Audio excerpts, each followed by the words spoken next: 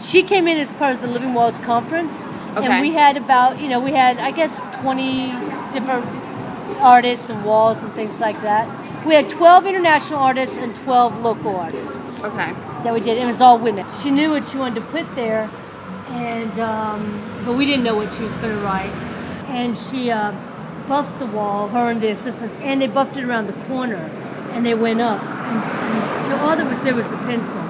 The paint for the background of that stuff, the base of it, we took whatever found paint we had, and she would just lay it up there. It was just a bunch of paint thrown in a pot and mixed together, and then we had to have enough to go around, so she kept adding water and water and water to it.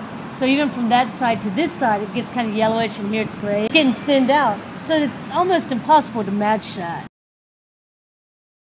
Police came that night, and she could tell you a little bit more. And police were like, "Oh, you can't do this. Your safety, it's too dangerous for you to be out here at night." And Emma was like, "I hate this place," and she almost gave up.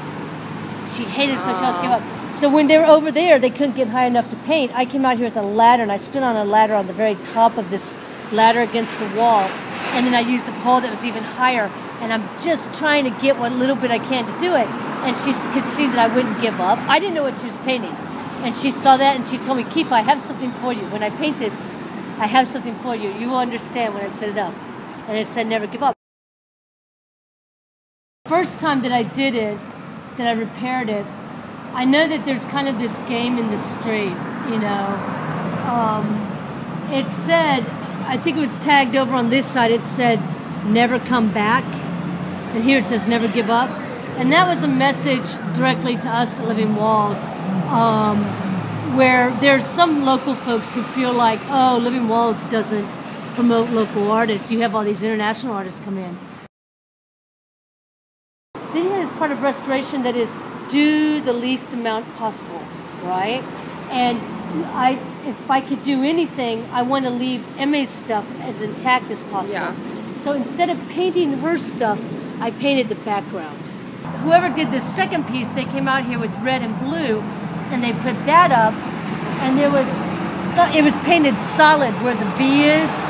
It was painted up and down, and there was a little sign to the right of the V with an arrow pointing there. It says, "Try to fix this." But if I left a trace of it, like the black of it in there, then it's kind of like everybody's satisfied. The wall is reclaimed. You see what Emma wrote, but you can also tell the outline of whatever. So when someone wants to come by here and be a badass and say, "Oh, see where I got it? Or see over there, you can see that." You know what I mean? So the memory of what they put up is there too, because a lot of people who are writing like that in the street, whether you like it or not, or agree or disagree, what they want is respect, and it's maybe the wrong way to go about it, but they're looking to be acknowledged as well.